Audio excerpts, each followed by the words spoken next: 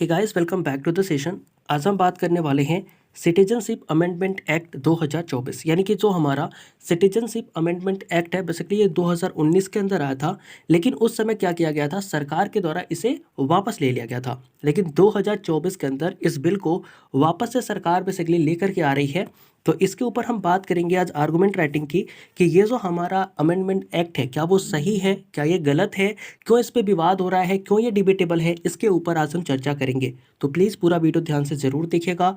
कोई भी डाउट और कोई भी सजेशन अगर आपके होते हैं तो आप कमेंट बॉक्स में जाकर के अपने पॉइंट्स वहां पर रख सकते हैं। Big story we are breaking at this hour. Citizenship Amendment Act to be notified. Migrants in Bengal celebrating the notification of the citizenship. Some migrants recount the horrors faced in Bangladesh, including persecution, rapes and relentless hounding for the religious.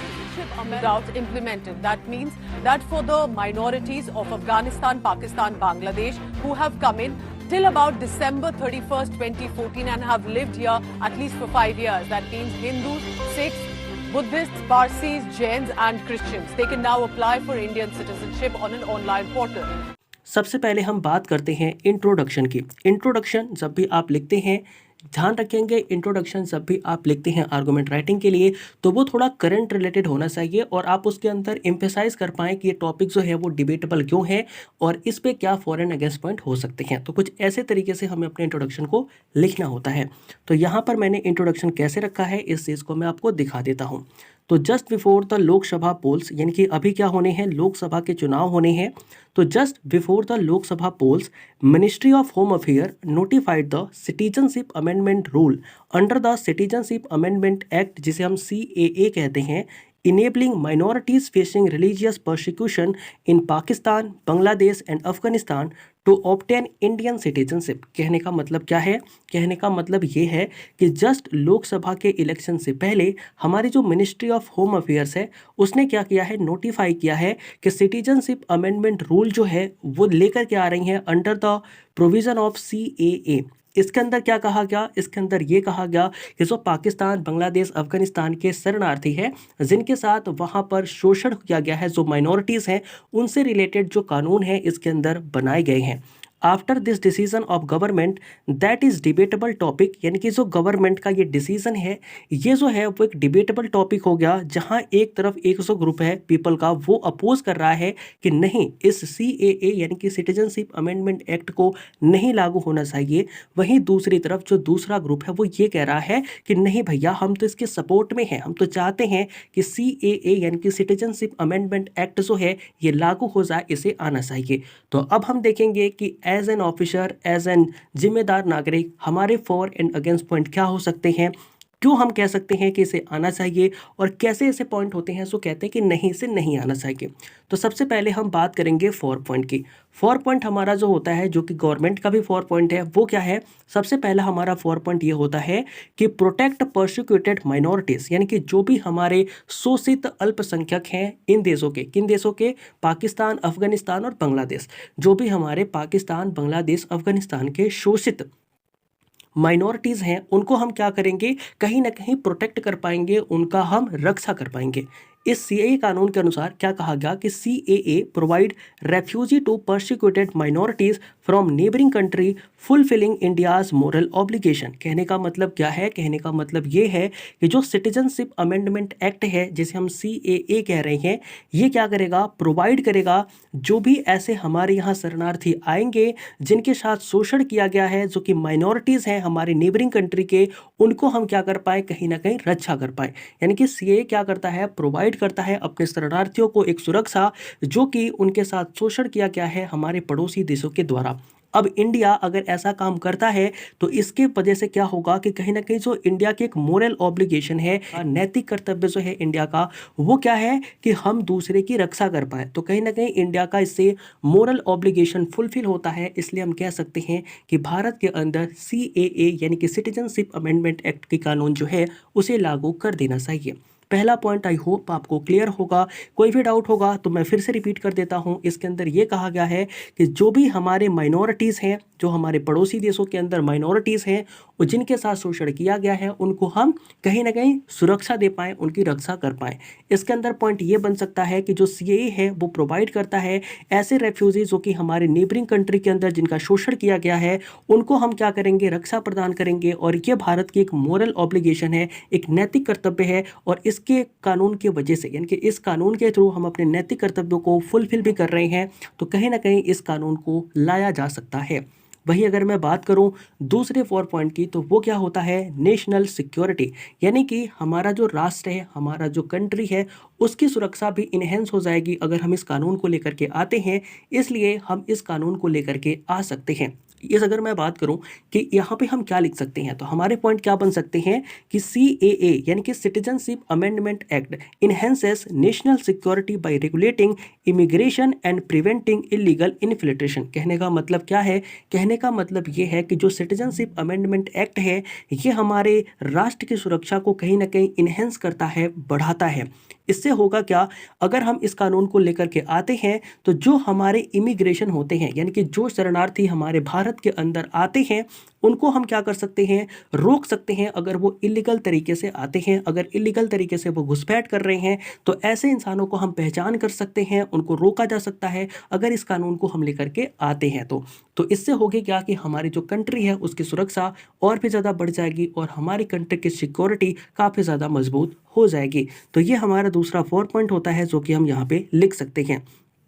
अगर मैं बात करूं तीसरे 4 point की, तो हमारा तीसरा 4 point क्या होता है, हमारा तीसरा 4 पॉइंट ये कहता है कि प्रमोट रीजनल स्टेबिलिटी, यानी कि जो हमारा रीजनल स्टेबिलिटी है, किसी क्षेत्र के अंदर जो स्थिरता है उसको हम बना सकते हैं, उसको लेकर के आ सकते हैं अगर हम क्या करते हैं, इस सिटीजनशिप अमेंडमेंट एक्ट को पास कर देते हैं और इस कानून को लागू होने देते हैं। तो अब इसके अंदर हम क्या लिख सकते हैं, by providing a legal pathway to citizenship CAA foster stability in the region curbing communal tension. कहने का मतलब क्या है, कहने का मतलब ये है कि जो हमारा सिटीजनशिप अमेंडमेंट एक्ट है, ये क्या करता है, एक लीगल पाथवे देता है, एक संवैधानिक एक कानूनी रास्ता देता है जिसके थ्रू आप क्या कर सकते हो, सिटीजनशिप यानी कि नागरिकता प्राप्त कर सकते हो। अगर आप किसी कंट्री के अंदर रह रहे हैं और जब तक आप उस कंट्री के नागरिक नहीं होंगे, तब तक ना आप वोट दे सकते हैं, ना ही आपको बहुत सारे राइट जो है वो मिल सकते हैं।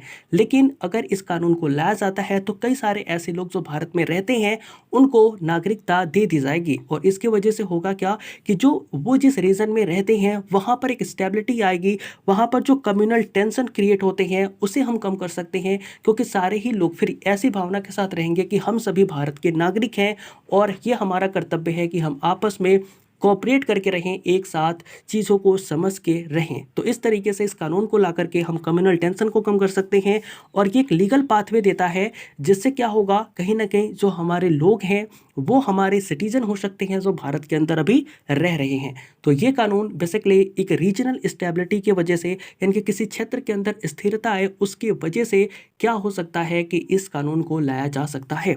वहीं अगर मैं बात करूं तो हमारा जो चौथा 4 पॉइंट होता है वो क्या होता है, वो ये होता है कि इकोनॉमिक अपॉर्चुनिटी, यानी कि हमें क्या होगा, कहीं ना कहीं हमें आर्थिक रूप से एक अवसर प्राप्त होगा। ये अवसर कैसे प्राप्त होगा उस चीज़ को भी हम समझते हैं। तो यहाँ पर अगर आप देखते हैं तो यहाँ पर हम ये पॉइंट लिख सकते हैं कि integration of persecuted minority stimulate economic growth and cultural diversity. कहने का मतलब क्या है कि जो हमारे परसिक्यूटेड यानी कि जो शोषित शरणार्थी हैं, माइनॉरिटीज़ हैं जो कि भारत में इंटर कर चुके हैं, अगर वो आते हैं हमारे भारत में रहते हैं, एक दूसरे के साथ इंटीग्रेट होकर रहते हैं, जुड़ के रहते हैं, तो इससे क्या होगा कि जो हमारी इकोनॉमिक ग्रोथ है वो देखने को मिलेगी और साथ साथ जो हमारा इंडिया का कल्चर है वो और भी ज़्यादा डाइवर्स होगा। सोच के देखिए, हम क्या कहते हैं, हम कहते हैं यूनिटी इन डाइवर्सिटी। हम क्या कहते हैं, हम कहते हैं यूनिटी इन डाइवर्सिटी, यानी कि जो हमारा इंडिया है ना, ये डाइवर्स होते हुए भी एक यूनिट की तरह काम करता है। एकता के अंदर, अखंडता के अंदर भारत जो है वो डाइवर्स होकर भी अपने आप को प्रूव करता है। तो कहीं ना कहीं हम बोलेंगे कि जो हमारा भारत है, अगर इसके अंदर हम क्या करते हैं, जो परसिक्यूटेड यानी कि जो हमारे शोषित माइनॉरिटीज़ हैं, इनको अगर लाया जाता है, इनको इंटीग्रेशन कराया जाता है, जोड़ा जाता है हमारे कंट्री के लोगों के साथ, तो होगा क्या, कहीं ना कहीं हमारी इकोनॉमिक ग्रोथ देखने को मिलेगी और इसके साथ साथ हमारे इंडिया का जो कल्चर है वो और भी डाइवर्स हो जाएगा। और इससे होगा क्या, इससे ये होगा कि जो हमारा इंडिया का सोशल फैब्रिक है, यानी कि जो हमारे इंडिया का जो सोसाइटी है, जो समाज है, वो और भी ज़्यादा इनरिचिंग नज़र आएगा, और भी ज़्यादा डाइवर्स, और भी ज़्यादा अट्रैक्टिव नज़र आएगा। तो कहीं ना कहीं ये हमारा एक पॉइंट होता है जो कि हम 4 पॉइंट के अंदर लिख सकते हैं, और इसे भी कहीं ना कहीं आप यूज कर सकते हो जब भी आर्गूमेंट राइटिंग लिखते हो। इसके अगर मैं बात करूं तो ये तो हमारे थे 4 4 पॉइंट, लेकिन इसके अलावा हमारे कुछ 4 अगेंस्ट पॉइंट भी मैंने लिखे हैं, उस चीज़ को भी हम देखते हैं। सबसे पहला हमारा अगेंस्ट पॉइंट, जो कि आप सभी ने सुना होगा और सभी पार्टियों ने इस मुद्दे को ज़रूर से उठाया होगा, और वो क्या होता है, अराजकता।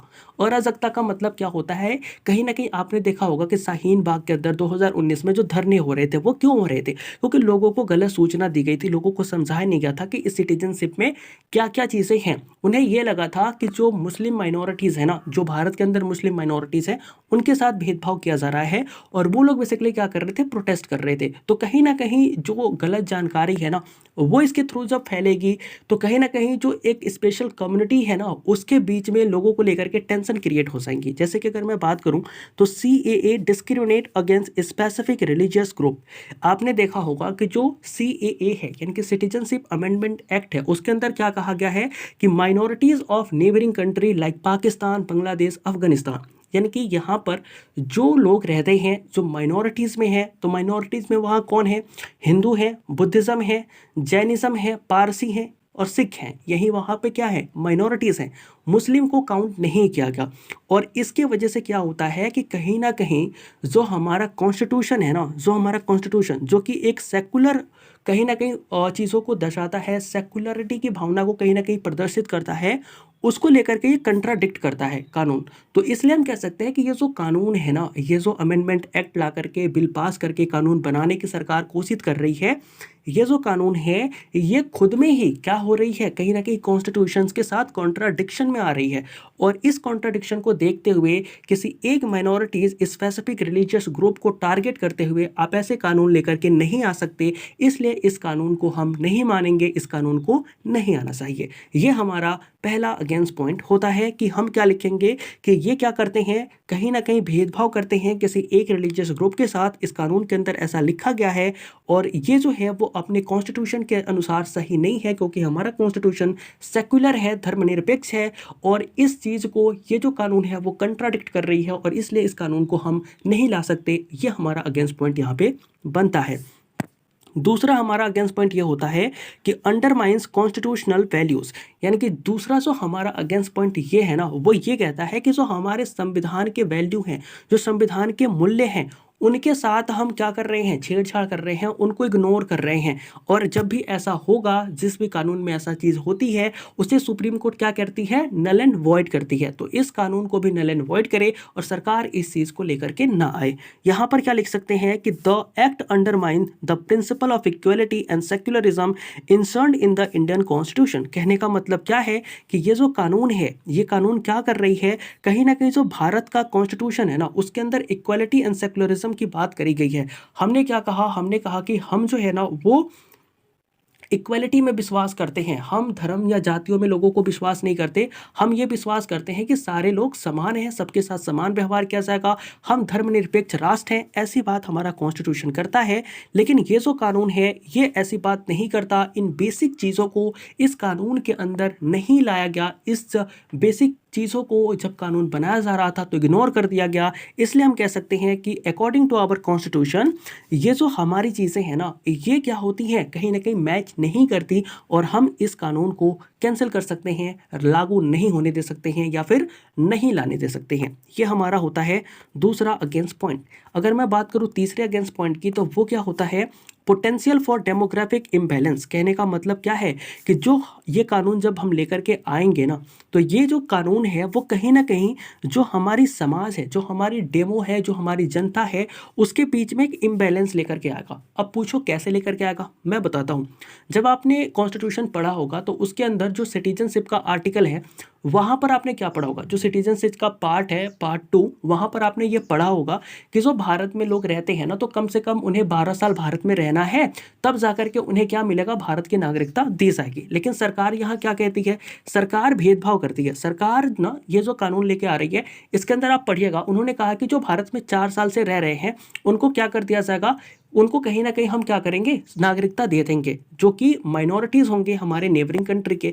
तो अब जो लोग जो वहाँ से आए हैं, जो माइनॉरिटीज़ हैं ऑलरेडी, उनके साथ तो आप धोखा कर रहे हो ना। वो तो 12 साल रहे हैं, इनको आप 4 साल पे दे रहे हो, तो सोसाइटी के अंदर इनबैलेंस आ जाएगा। इस चीज़ को देखते हुए हम इस कानून का बहिष्कार कर सकते हैं, या फिर इसके अगेंस्ट पॉइंट के अंदर इस चीज़ को लिख सकते हैं। यहाँ पर मैंने क्या लिखा है कि CAA यानी कि जो सिटीजनशिप अमेंडमेंट एक्ट है, सेलेक्टिव सिटीजनशिप क्राइटेरिया में lead to the demographic imbalance fuelling the social unrest. कहने का मतलब क्या है, कहने का मतलब ये है कि जो ये CAA है यानी कि सिटीजनशिप अमेंडमेंट एक्ट है, ये क्या करता है, कहीं ना कहीं जो हमारे पहले से रह रहे लोग हैं ना, उनके साथ अन्याय करता है। ये कुछ सेलेक्टिव लोगों के बारे में ही बात करता है।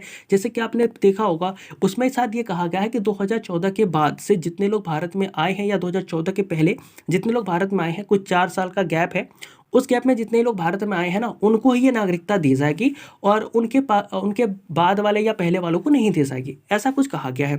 यानी कि ये एक सेलेक्टिव सिटीजनशिप की बात करता है। लेकिन ऐसे लोग जो पहले से रह रहे हों, ठीक है, जिनके 12 साल के बाद नागरिकता मिली हो, तो उनके साथ ये भेदभाव कर रहा है, और कहीं ना कहीं उन लोगों के अंदर ये एक फ्यूलिंग का काम करेगा, और वो लोग क्या करेंगे, सोसाइटी के अंदर अनरेस्ट ला सकते हैं, प्रोटेस्ट कर सकते हैं। जैसे शाहीन बाग के अंदर प्रोटेस्ट हुए थे, ऐसे ही प्रोटेस्ट और भी हो सकते हैं भारत के अलग अलग हिस्सों में। तो इस चीज़ों को देखते हुए हम कह सकते हैं कि इस कानून को अभी नहीं आना चाहिए। इसके अगेंस्ट के अंदर ये पॉइंट आप लिख सकते हैं कि कहीं ना कहीं डेमोग्राफिक इम्बैलेंस क्रिएट होता है, और इसलिए हम इस कानून को नहीं ला सकते हैं।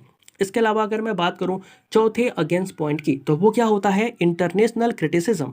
यानी कि अंतर्राष्ट्रीय स्तर पर जो भारत की छवि है, इसे और भी खराब किया जा सकता है इस कानून के द्वारा, या फिर इस कानून से जो भारत की छवि है जो कि अंतर्राष्ट्रीय स्तर पर है, वो और भी ज़्यादा खराब हो सकती है। तो ये पॉइंट हमारे अगेंस्ट पॉइंट के अंदर ज़्यादा है। इसके अंदर क्या कहा गया है कि CAA यानी कि citizenship amendment act has drawn criticism from international bodies tarnishing India reputation as a democratic and inclusive nation. कहने का मतलब क्या है कि जो हमारा CAA है, जिसे हम सिटीजनशिप अमेंडमेंट एक्ट कहते हैं ना, इस एक्ट का क्रिटिसिज्म किया गया है। इस एक्ट को क्रिटिसिज्म किसने किया, वो किया है कुछ इंटरनेशनल हमारी बॉडीज़ हैं, उन्होंने किया है। उन्होंने कहा है कि देखो भैया, इंडिया तो बात करता है अपने कहीं ना कहीं इंक्लूसिव नेशन होने की, ट्रांसफॉर्मिंग इंडिया की बात करता है इंडिया। वो बोलता है कि हम बदल रहे हैं, हम सेकुलर हैं, लेकिन एक तरफ इंडिया के अंदर इतने छोटे मानसिकता के कानून लाए जा रहे हैं, जहाँ पर एक पर्टिकुलर माइनॉरिटीज़ को या फिर एक पर्टिकुलर रिलीजन को टारगेट किया जा रहा है। तो इसको लेकर के ना भारत का क्रिटिसिज्म किया गया है, कहाँ पर, इंटरनेशनल बॉडीज़ के द्वारा। यानी कि इंटरनेशनल क्रिटिसिज्म को देखते हुए हम कह सकते हैं कि अगर ये कानून पास होता है तो भारत की विश्व में थू थू हो जाएगी। भारत का जो क्रिटिसिज्म है वो हर जगह किया जाएगा कि भारत जो है वो कहीं ना कहीं सेकुलर कंट्री नहीं है, वो एक पर्टिकुलर रिलीजन को बाहर रखता है, अपने किसी भी बोल सकते हैं फैसले के अंदर उनको शामिल नहीं करता। तो इस तरीके से लोग क्या कर सकते हैं, भारत को क्रिटिसाइज कर सकते हैं, और इसलिए जो कि इंडिया ट्रांसफॉर्मिंग इंडिया है, बदलता हुआ इंडिया है, उसके रेपुटेशन के ऊपर ये एक गंदा असर छोड़ेगा। इसलिए हम कह सकते हैं कि इस कानून को हम नहीं ला सकते। यानी कि ये थे हमारे 4 अगेंस्ट के पॉइंट और 4 फेवरिंग पॉइंट, जो कि आप इसके अंदर लिख सकते हैं। वहीं अगर मैं बात करूं कंक्लूजन की, तो कंक्लूजन के अंदर हम क्या लिख सकते हैं, जहां पर हम लिख सकते हैं in conclusion while the new citizenship amendment act address certain issues. यानी कि आप देखेंगे कि जो न्यू सिटीजनशिप एक्ट है ना, सिटीजनशिप अमेंडमेंट एक्ट, इसकी वजह से कुछ हमारे इशूज जो है ना वो एड्रेस तो हो जाएंगे, वो खत्म तो हो जाएंगे। लाइक हमने बात करी कि हमारे नेशनल की सिक्योरिटी बढ़ेगी, इन्फ्लेशन कम होगा, तो ये सब इशूज जो है ना ये तो रिजॉल्व हो रहे हैं, इसमें कोई दिक्कत नहीं है। इस हिसाब से ये कानून बिल्कुल सही है। बट जब भी हम इसे इम्प्लीमेंट करते हैं ना, तो must be balance with the respect of constitutional values and humanitarian principle. लेकिन जब भी हम इस कानून को भारत के अंदर लागू करेंगे तो हमें मेक श्योर करना होगा कि ये जो कानून है ना, ये भारत के संविधान के अनुसार कहीं गलत ना हो जाए। ऐसा ना हो कि संविधान कुछ और कहता है और कानून के अंदर कुछ और ला दिया गया। और जो हमारी ह्यूमैनिटेरियन वैल्यूज है, यानी कि एक मानव होने का जो दायित्व हमें मिलता है, मानवता का, उसका भी हम ध्यान रखें, और इन सभी चीज़ों को कहीं ना कहीं आपस में मिला कर और सोच समझ करके इस कानून को लेकर के आएं।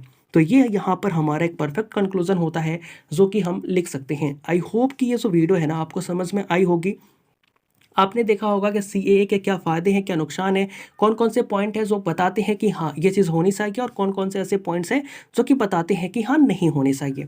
इसके अलावा आपने यहाँ पर इंट्रोडक्शन देखा, तो आई होप ये पूरा जो वीडियो है ना आपको समझ में आया होगा, पूरा जो टॉपिक है आपको समझ में आया होगा। अगर समझ में आया है तो वीडियो को लाइक कर दो, वीडियो को शेयर कर दो और चैनल को सब्सक्राइब भी कर दो। मिलते हैं किसी नए वीडियो में किसी नए टॉपिक के ऊपर। और हाँ, एक बार ना जा करके थोड़ा देख लिया करो जो हमारे कम्युनिटी होते हैं वहाँ पर ना आप कोई टॉपिक भी सजेस्ट कर सकते हो जो आपको लगता है पूछा जाएगा, और जो नहीं लगता नहीं पूछा जाएगा वो आप बता भी सकते हो।